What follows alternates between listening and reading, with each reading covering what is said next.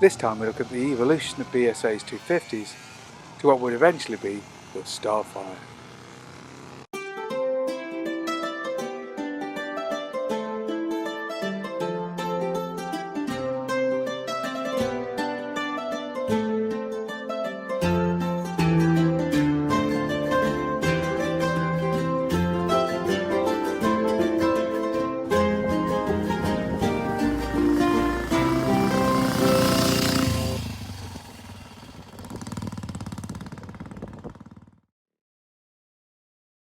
Before we start, don't forget to like and subscribe for more content.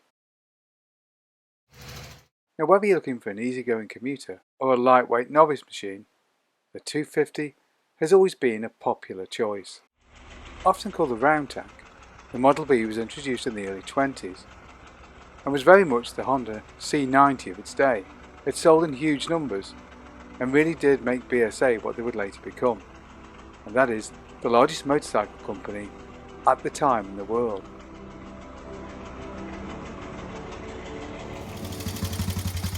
In the 20s and 30s, a 250 was a very sensible choice if you were looking for a simple, lightweight commuter bike. It performed reasonably well, and okay, they wouldn't pull a family of 4 along in a sidecar, but if you were just looking for something to get you to work or to do deliveries on, then they were a pretty damn good choice, and most companies built them.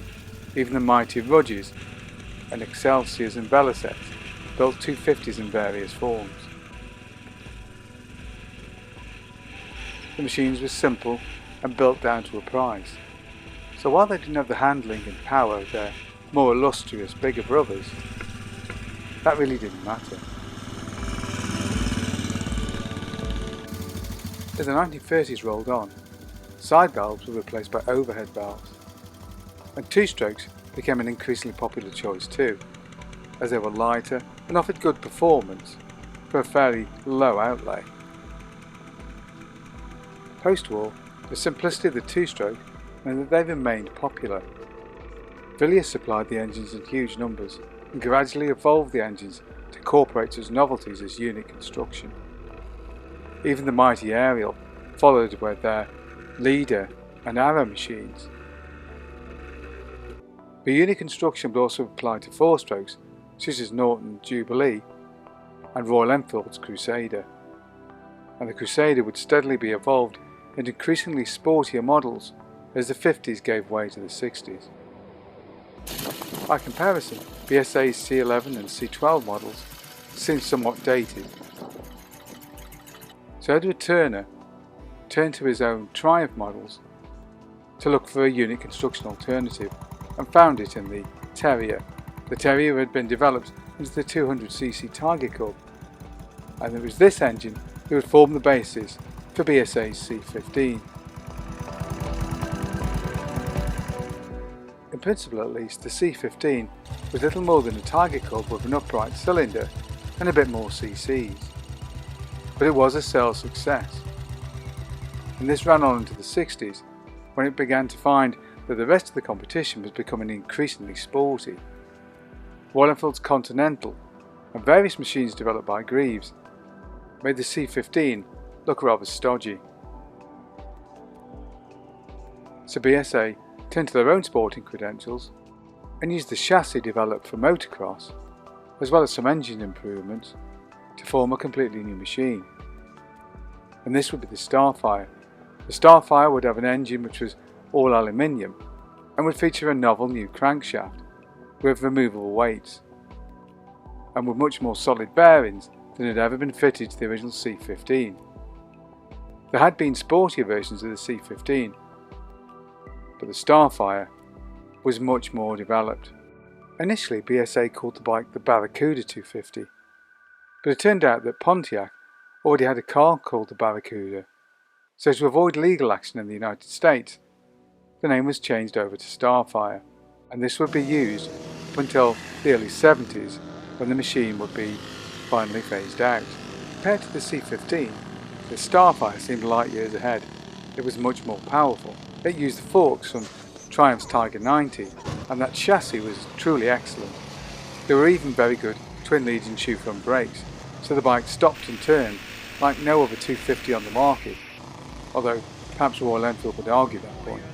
The machine even featured 12-volt electrics, so the lights were almost good enough to see at night on your way home. But as ever, things are never perfect in BSA land. A combination of poor gearing and high compression can make kickstarting the thing surprisingly difficult, and the engine needs to be revved like hell to get the power out of it. This was essentially a highly tuned C15 after all, and all those revs meant that if you tried to make use of the power, the crankshaft probably wasn't going to last the course. Also at high up in the rev range, the engine could be a little bit buzzy too, although it's not as terrible as a twin, for example, so it is quite tolerable, although in truth it doesn't really feel much quicker than a modern 125, but it does feel a bit cruder. In the late 60s the machine was marketed very much as a sports machine, and unfortunately this meant that it was quite highly geared. This is not ideal because it only has a 4-speed box, and it's not possible to fit a fifth gear in there. This would be a factor which would eventually lead to the demise of the range. This means that you really have to hammer the thing between the gears to get up to the next gear at a suitable speed. In the end, I put a smaller final drive cog on it, and I found this greatly improved the rideability of the bike and made it far more useful around town. Ultimately, of course, the much more sophisticated opposition from Japan left the 250 Starfire miles behind, and it would eventually be phased out. But as an interesting side note, the engine would be redeployed in a Triumph, as somewhat ironically, BSA Group dressed a Starfire in a Triumph set of clothes to create the TR25 trophy. Eventually, the Starfire would be replaced by an all-bearing framed model, but by then the wolf was well and truly at the door for BSA.